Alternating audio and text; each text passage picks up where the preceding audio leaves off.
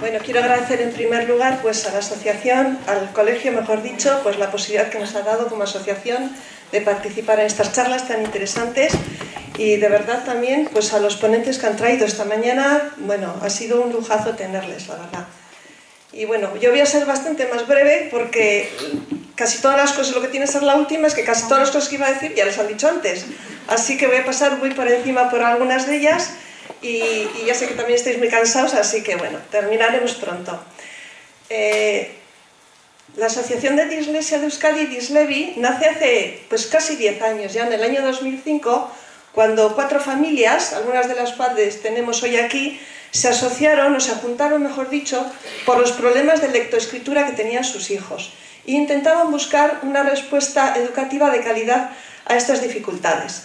Después de casi 10 años, como veis un poco en el gráfico, pues la asociación ha crecido de una forma bastante constante y ya somos pues, más de 200 las familias asociadas y seguimos buscando en la actualidad un poco esa calidad y esa normalización en el caso de la dislexia, porque todavía no la hemos dado.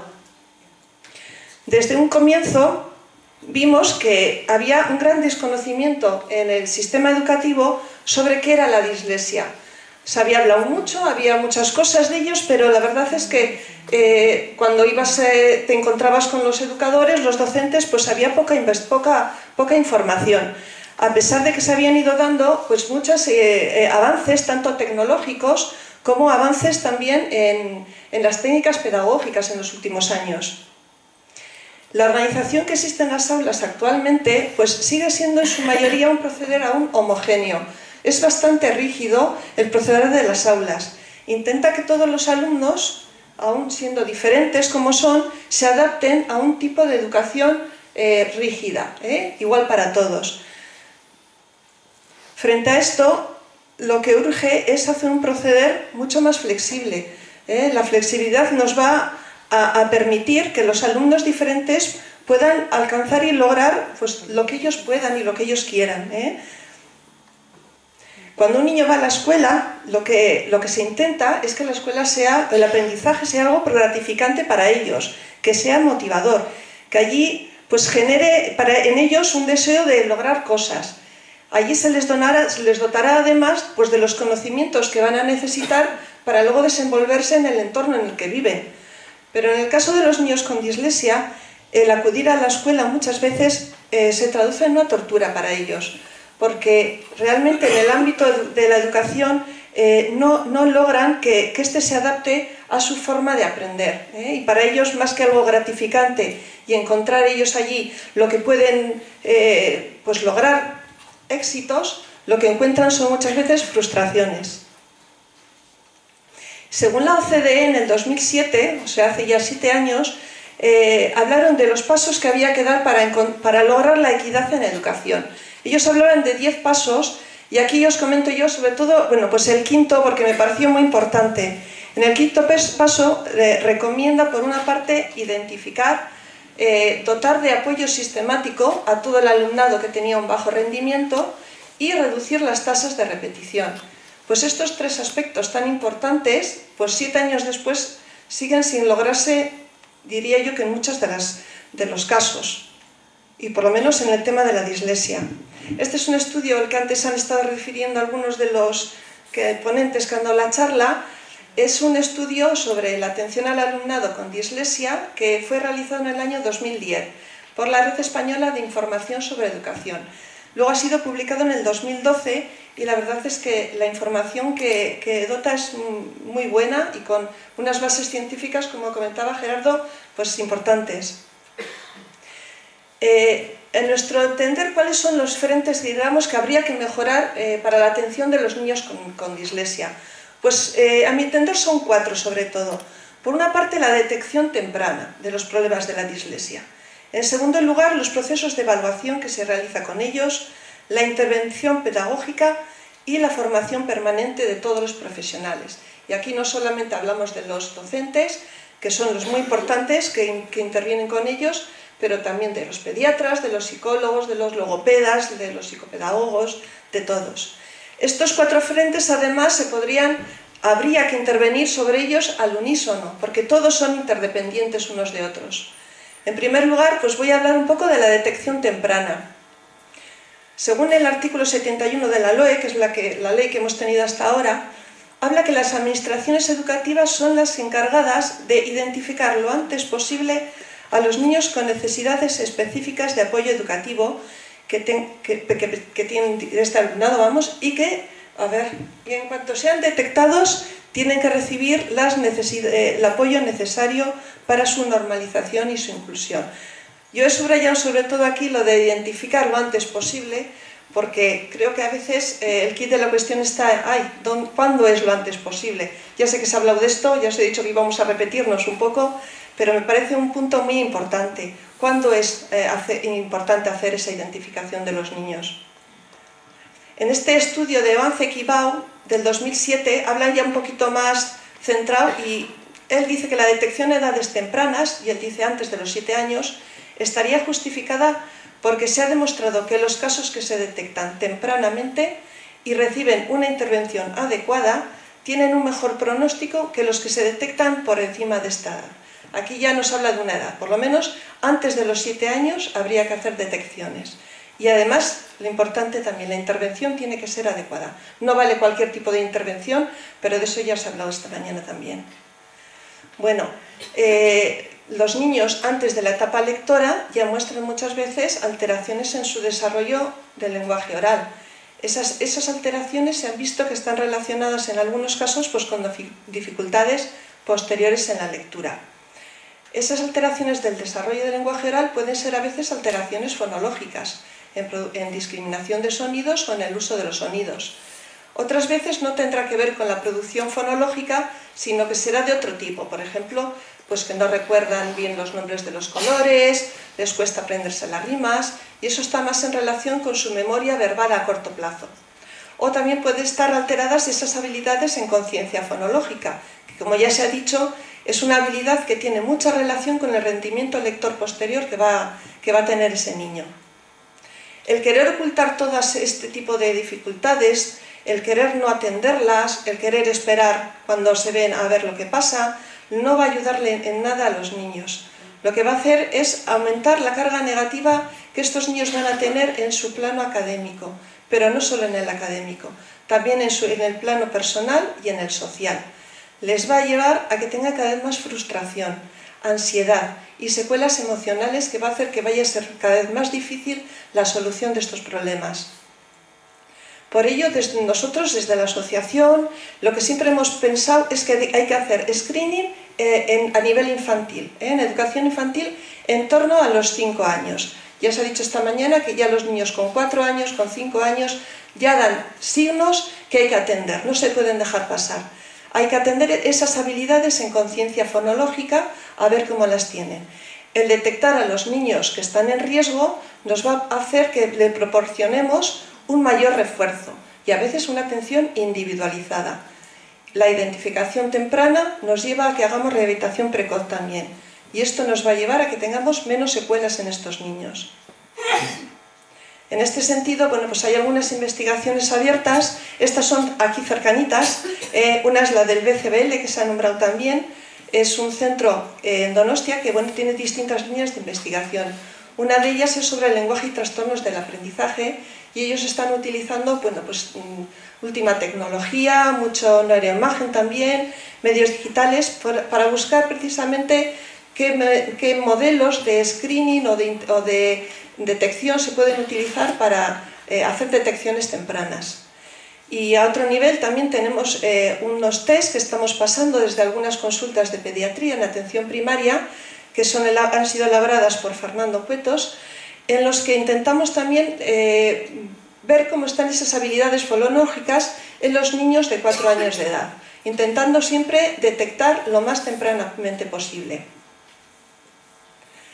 Porque la realidad actual es que a los niños se les está detectando cuando ya la dislexia es algo muy visible, muy ostensible, y les afecta ya a los niños en su rendimiento académico, y no solamente eso, en su rendimiento, a su nivel personal, a su nivel emocional. Esto ocurre muchas veces porque realmente los educadores, que son los que los ven a los niños desde están con ellos día a día, no saben, desconocen un poco cuál es esa sintomatología propia de los trastornos neurodesarrollo. Y lo que achacan a estos niños es en principio de inmadurez o de que son algo torpes. La inmadurez, pues como ya ha comentado también Gerardo, pues claro, si somos inmaduros la única solución es esperar a ver si maduramos. Pero eso no es ningún diagnóstico. La inmadurez no es ningún diagnóstico, ningún manual. Eso no sirve para nada. Entonces, claro, cuando vienen los niños a las consultas y les preguntas ¿cómo va la lectura? Te dicen mal. Bueno, pues está costando. Y les dices ¿y qué te dice la profesora? Bueno, pues que es un poco inmaduro. ¿Y qué va a hacer? Nada, pues esperar. Bueno, eso es, yo diría casi el 100% de lo que nos encontramos en las consultas. Cuando pasa el tiempo y siguen sin madurar, entre comillas, pues entonces ya pasan a otro pseudodiagnóstico, porque tampoco está en ningún manual, y es que son niños que son vagos, o que ya no tienen ninguna motivación para aprender ni para leer. Esta desinformación que existe sobre los trastornos del neurodesarrollo y la falta de sensibilidad a veces con estas barreras que son invisibles. Es más fácil ver un niño que tiene una deficiencia sensorial, pues si tiene deficiencia visual, acústica, claro, eso es más claro. Pero estos niños muchas veces van pasando desapercibidos.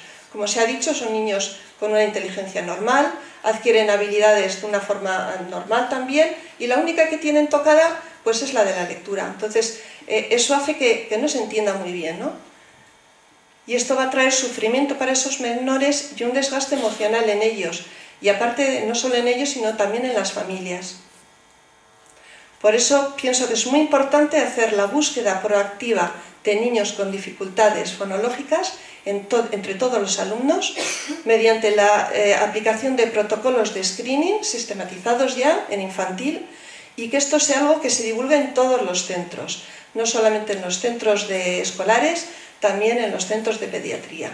Todos tenemos que estar al unísono para intentar detectar cuanto antes estos problemas, porque ello nos va a llevar a que se haga una rehabilitación temprana, que siempre va a ser más eficaz y más efectiva. Bueno, el segundo punto es los procesos de evaluación. La dislexia, pues ya sabéis todos, es una falta de fluidez para la lectura, hay una falta de precisión, son lentos leyendo y suelen tener falta de entonación. Esto les supone una limitación, pues no solamente para leer y para aprender lo que es lengua, sino es una limitación para aprender el resto de asignaturas y el resto de aprendizajes que tienen en el currículum. Poco a poco son niños que se van retrasando respecto a sus compañeros y normalmente los profesores y los padres en un principio suelen estar bastante desconcertados. No saben muy bien a qué atenerse, no saben por qué pasa, por lo que os he comentado antes, ¿no?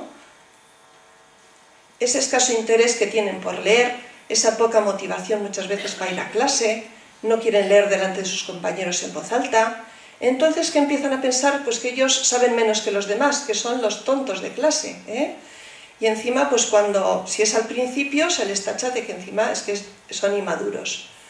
Si dejamos pasar el tiempo, lo que pasa es que esos niños pues sí que intentan hacer cada vez más esfuerzo, ellos se esfuerzan, quieren conseguir los mismos logros que sus compañeros, como todo niño, quiere lograr lo mismo que los demás, quiere estar arriba, pero ve que todos esos esfuerzos son baldíos porque su rendimiento escolar, su reconocimiento sigue siendo bajo normalmente. Les va costando alcanzar esos objetivos curriculares y al final pueden terminar, es verdad, tirando la toalla cuando ven que no merece la pena quizás tanto esfuerzo para que no sean reconocidos. Y entonces tenemos el otro pseudodiagnóstico de que son vagos.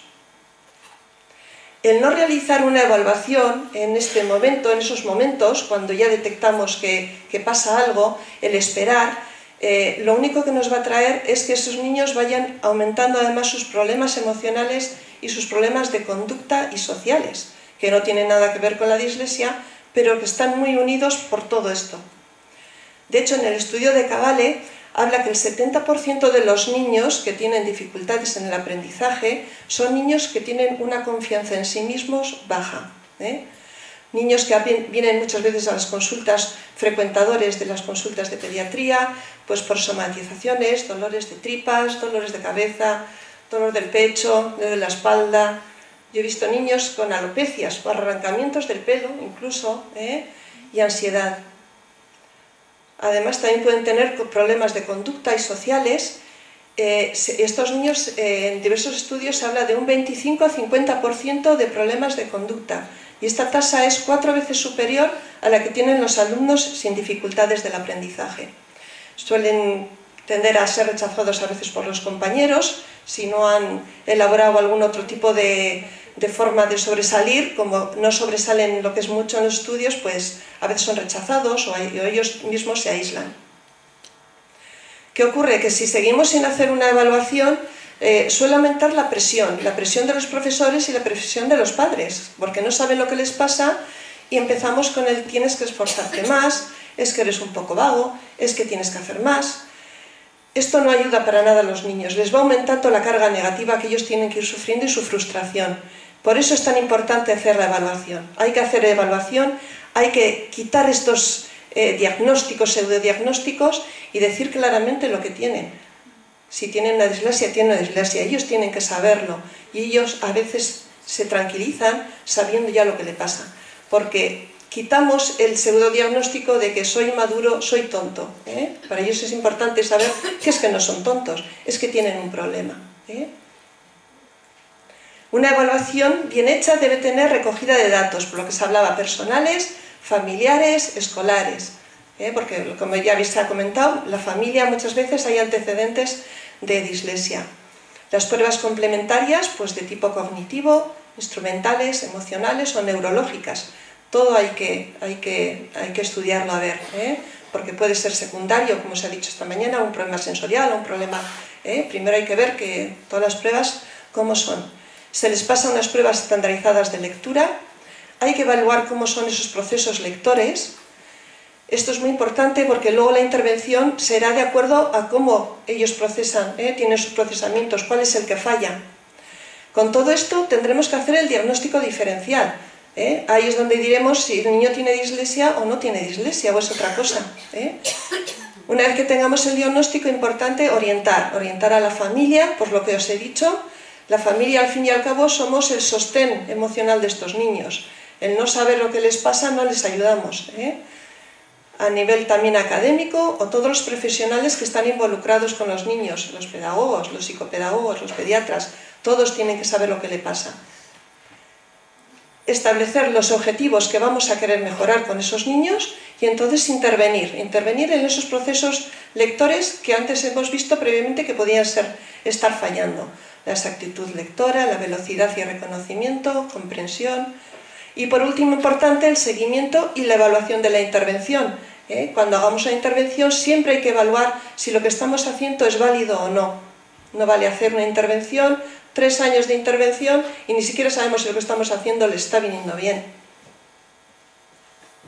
Bueno, el tercer punto de mejora, la intervención pedagógica. Pues como ya se ha dicho, la dislexia es un trastorno neurobiológico. Las neuronas de los niños, cuanto más pequeños, más plasticidad cerebral tienen, más posibilidad de interconexiones nuevas hacer, por lo tanto, muy importante intervenir lo más precoz posible. De hecho, en algunos estudios se habla que la intervención con 5 o 6 años es una rehabilitación cuyos resultados van a ser prometedores. Cuando la hacemos con 8 o 9 años, que suele ser lo más habitual, los resultados van a ser más pobres. Y encima de los 10-12 años muchas veces ya se habla de poca rehabilitación, porque lo más importante son las medidas de adaptación que tomemos con estos niños. Ya se ha comentado esta mañana todo el tema de la plasticidad neuronal, por tanto hay que incidir en esa rehabilitación temprana y para ello detectar tempranamente. Esto también ya Gerardo esta mañana nos lo ha mostrado, pero bueno, quería comentaros lo importante que es la intervención en los 3 niveles. El primer nivel es el que buscaríamos entre todos los estudiantes aquellos que tienen algún problema. Vale, es una búsqueda proactiva y por tanto la acción va a ser preventiva. Y el 80% de los alumnos mostrarán que no tienen ningún problema. Nos queda un 20% que pasarían al nivel 2. En el nivel 2 son estudiantes ya de riesgo, y en estos estudiantes habría que tomar medidas, que sería esa intervención en grupos pequeños de 3 a 5 alumnos, como se ha dicho esta mañana, y con 20 minutos de trabajo diario. Os lo voy a repetir porque me parece tan importante que, bueno, que si queda esto ahí afianzado me parece un logro importante. Y habría que trabajar la conciencia fonémica, el procesamiento fonológico, la fluidez, vocabulario, comprensión. Entonces, el 15% de los alumnos probablemente con esta fase también mejoren, y encima la respuesta sea rápida. Pero nos queda al final un 5% de alumnos que pasarían a la atención individualizada. Estos niños, este 5%, sí son los niños realmente que podrían tener dislexia, porque la dislexia es un trastorno persistente, no es un trastorno que en unos pocos semanas, unos pocos meses se vaya a solucionar con una rehabilitación. Entonces, este 5% de niños que no hayan mejorado, lo primero que habría que hacer es esa evaluación, una evaluación para ver si es dislexia lo que tienen, y en segundo lugar la intervención con ellos debería ser de gran intensidad, de 45 a 60 minutos diarios y de larga duración, por lo menos un año, haciendo evaluaciones de forma sistemática para ver si funciona pues, las intervenciones que estemos haciendo. Con todo este modelo de intervención que queremos, pues garantizar que ningún alumno se nos quede atrás. En cuanto veamos que hay un niño que tiene un problema, que tiene una dificultad, vamos a darle ese apoyo, vamos a intentar que no se quede atrás, vamos a ver si podemos seguir con él.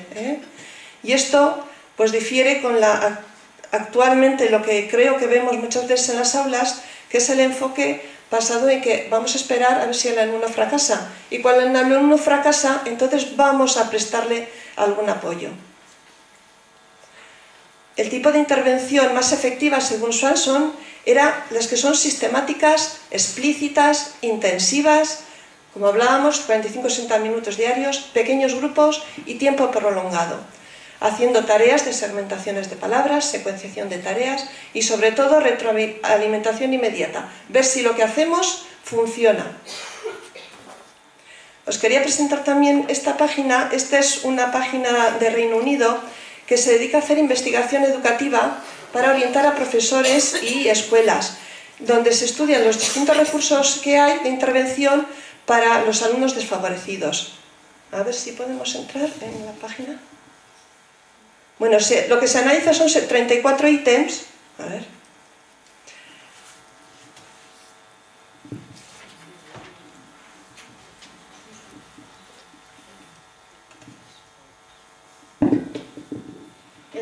Bueno, se analizan 34 ítems, de los más variados, luego los tenía puestos para ver.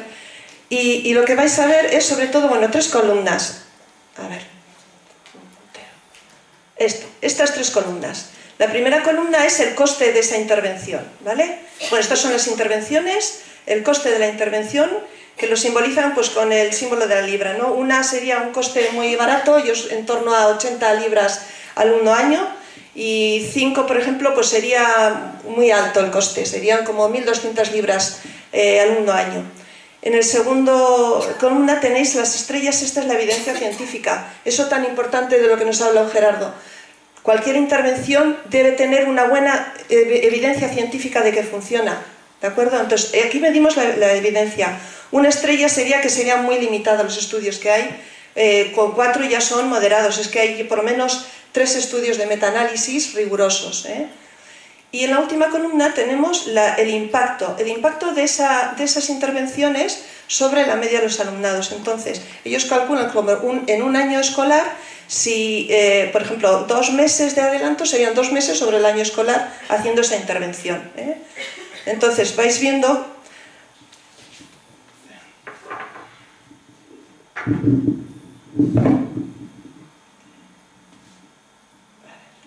Bueno, pues todas las intervenciones y vais viendo pues, el avance escolar, el impacto, pues meses de adelanto, pues 6 meses sería un impacto importante, sería un impacto moderado, pero alto ya.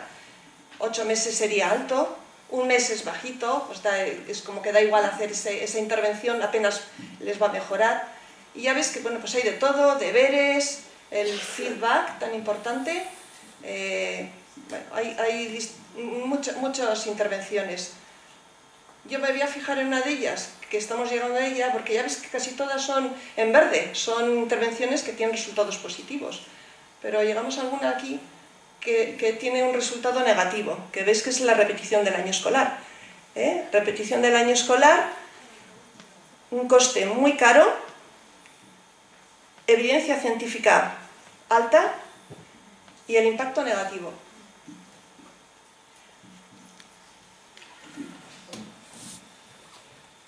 Bueno, esto estaba por si no podía...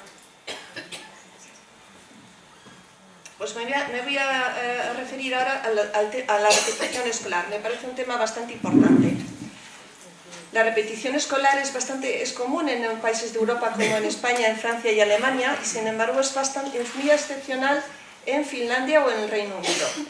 Y además, cuando se realiza una repetición en estos últimos países, es en consenso con profesores, con padres y con el alumno.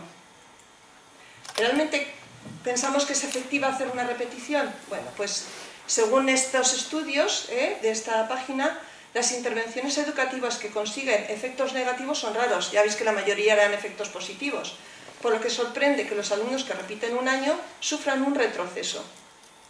Es probable que conduzca a mayores efectos negativos cuando se utiliza en los primeros años de escuela primaria encima. Los estudios también sugieren que los estudiantes que repiten un año son más propensos a abandonar la escuela antes de su finalización. Por tanto, después de esto, creo que la respuesta es clara. La repetición no es una intervención efectiva. ¿Y por qué es inefectiva realmente la repetición? Pues bueno, las 4 explicaciones que dan son estas. En principio, la repetición normalmente ofrece más de lo mismo, y contrasta con otras intervenciones que lo que hacen es apoyar adicionalmente al niño o usar un nuevo enfoque pedagógico, que sería mucho mejor. Además, el repetir un año escolar tiene un impacto negativo sobre la confianza del niño en sí mismo. Le hace creer que repite porque realmente es que es tonto, o menos inteligente que los demás. Las alternativas, como la enseñanza intensiva, es considerablemente más barata y puede hacernos evitar esa repetición innecesaria. Y además los efectos negativos tienden a aumentar con el tiempo, y la repetición de más de un año escolar aumenta significativamente el riesgo de abandono de los alumnos y que no completen sus estudios. Bueno, visto lo visto, parecería que no deberían de repetir los niños, por lo menos los niños con dislexia, ¿no? Hay otras alternativas mejores y esto parece que no les supone ningún adelanto. Bueno, esto es un informe de los que me llegan a las consultas habitualmente. Bueno, pues un informe hecho por los berritzegunes en un niño, por ejemplo. Este es un niño de 4º de primaria. En la etiología de las causas que han visto ellos en el informe, pues trastornos de la lectura y la escritura, ese es el diagnóstico. Y en las medidas educativas que se han tomado, en primer lugar, permanencia de un curso más en el primer ciclo de educación primaria. Después de eso, ya veis, el refuerzo educativo vino, la valoración psicopedagógica y la propuesta de alumno con necesidades especiales. Pero lo primero, hacerle repetir. Y no es algo aislado. Este es otro niño, este es en 2º curso de primaria, el diagnóstico también trastorno de la lectura y de la escritura, y entre las medidas educativas adoptadas, la primera y única, permanencia de un año más en el ciclo de educación primaria, y posterior ha sido la valoración psicopedagógica. Creo que hacemos las cosas quizás un poco al revés, Primero les dejamos que fracasen, les hacemos repetir, y luego ya vamos a ver qué te pasa y vamos a ver si te podemos apoyar. El centro escolar, el profesor, las aulas, el aprendizaje en general tiene que asegurar desarrollar las potencialidades de los niños con dislexia. Tienen muchas potencialidades y hay que ayudarles a desarrollarlas. También no voy a hablar mucho de esto porque ya ha hablado mucho Gerardo. Hablar a los padres pues que no hay tratamientos milagrosos para la dislexia, no hay nada que les vayamos a hacer que vaya a reparar la dislexia en poco tiempo. Ni entrenamientos visuales, ni entrenamientos auditivos, ni ejercicios de psicomotricidad, ni ejercicios de lateralidad. Y estos son otros tipos de intervenciones que yo no había oído tampoco hablar hasta ahora, que es la posturología. Es una asociación que vino a Bilbao, por cierto, para dar una charla sobre dislexia y posturología. Y en su página hablan de que el 90% de los niños con dislexia la causa es la postura y que se resuelven mejorando la postura. Esto es otro gabinete de visiología, que tampoco sabía ni que existía, y ya veis que entre las cosas que ellos dicen que hay, bueno, tratan miopías, estrabismos y dislexia escolar. Y luego, bueno, algunos complementos nutritivos que también, bueno, se ofertan también para problemas de aprendizaje, haciendo que dando esto se va a curar el proceso, el trastorno de aprendizaje que tengan los niños. Nada de esto tiene evidencia, pero bueno, lo paso porque ya se ha hablado. En cuanto a la formación permanente, el último punto, pues qué mejor recurso tienen los niños con dislexia que el recurso humano. Mejor que cualquier recurso material es el recurso humano. El tener unos buenos docentes preparados y de calidad, pues le va a asegurar a esos niños que desarrollen sus potencialidades. La diversidad escolar es verdad que es un enriquecimiento para la vida, pero supone un reto para los docentes, que tienen que atender alumnos muy diversos y tienen que formarse en cada uno de ellos, en sus peculiaridades. Pero una inclusión educativa real no es la que piensa que todos somos iguales, sino que tiene que valorar las diferencias de cada uno y tiene que actuar y dar estrategias según lo que cada uno necesite. Los profesores deben de superar las barreras que tienen los niños con dislexia para acceder, participar y aprender, porque dependerá mucho de cómo ellos busquen esas estrategias que le puedan ayudar al niño. Y además, como antes también se ha dicho, hay que ser coherentes y un niño con dislexia será luego un joven con dislexia y un adulto con dislexia, más o menos, pero la dislexia no se cura, Entonces, no vale que le hagamos unos apoyos al principio, sino que hay que ser coherentes y se tiene que prorrogar en el tiempo. Ya hemos visto que es verdad que hay luego adaptaciones en las pruebas de acceso a la universidad, que están fenomenal, pero luego en las pruebas de acceso, por ejemplo, entre grados medios y superiores, pues las adaptaciones son mucho menores, lo cual no tiene mucha lógica. La formación del profesorado es un reto para ellos porque tienen que formarse en las características de los alumnos diferentes que tienen que entender a los niños con dislexia, a los hiperactivos, a los inatentos, a los de altas capacidades, a las dificultades del lenguaje, es decir, tienen que aprender distintos alumnos, tienen que formarse en cada uno de ellos. Y eso lo consiguen con formación continuada, con buenas prácticas, tienen que mejorar sus destrezas pedagógicas. Actualmente tenemos una tecnología que les permite usar gráficos, mapas mentales, ordenadores, cualquier tipo de destreza que les pueda ayudar a los niños a acceder al conocimiento es bueno. Además, los profesores tienen que seleccionar el contenido y el material didáctico. Ellos tienen, parece que los profesores tienen a veces una losa del currículum, ¿no? Que tienen que llegar al currículum, pero el currículum realmente no es una verdad absoluta por encima de todo, tiene que ser una verdad flexible, entonces tienen que ayudar a que puedan llegar a ese currículum con las vías que los niños con dislexia pueden, haciéndoles que aprendan, qué tienen que aprender, hacerles ver qué es lo que tienen que aprender, cómo lo tienen que aprender y para qué. Y luego ajustar los procesos de valoración, que ya se ha dicho, para que no le pase como a la foca esta, la pobre. Pues todos tenemos que poder hacer las cosas y se nos tiene que dar los recursos para poder llegar a ellas, con más tiempo, como ha dicho Isabel, con todas esas adaptaciones que ya están en algunos casos, pero no en otros. Y si también esto ha salido, yo digo que os iba a repetir mucho porque todo ya se ha dicho. Si el niño con dislexia no aprende de la manera en que le enseñamos, quizás deberíamos enseñarle como él aprende. Y para ello hay que potenciar la creatividad de los docentes. Estas guías que se han presentado, tanto el plan estratégico, la guía de buenas prácticas, son muy buenas, realmente se ha hecho un muy buen trabajo. Ahora hay que facilitar que este trabajo, que se queda muchas veces a nivel de los asesores del Berritzegune, llegue hasta todo el profesorado, porque al final el profesor es el que está en contacto directo con el alumno y es el que tiene que conocer todas estas prácticas buenas. Porque el mayor conocimiento y el mayor potencial de cambio en el sistema educativo no va a venir de arriba, va a venir de abajo, va a venir de los propios educadores, de los propios docentes. Ellos son los que tienen que poner en práctica todo. Tienen que buscar alternativas al aprendizaje tradicional, buscando modelos que doten de igualdad de oportunidades a todos los niños, con recursos y modelos de evaluación también flexibles, porque está en juego no solo el futuro profesional de estos niños, también su futuro personal. Ya estoy acabando. Ya para acabar, si haríamos un buen modelo de detección temprana evaluación correcta, intervención adecuada, pues lograríamos una mayor satisfacción para los alumnos y los profesionales que están involucrados en su educación, un mayor bienestar físico, psicológico y social de estos niños. En segundo lugar, los resultados académicos serían mejores y redundarían en un mayor bienestar para el niño y para su familia. En tercer lugar, el coste sería menor para el sistema educativo, evitando repeticiones o abandonos escolares prematuros. Y para acabar, en último lugar, una mayor calidad de vida social en el presente de estos niños y profesional en su futuro. Eskerrik asko.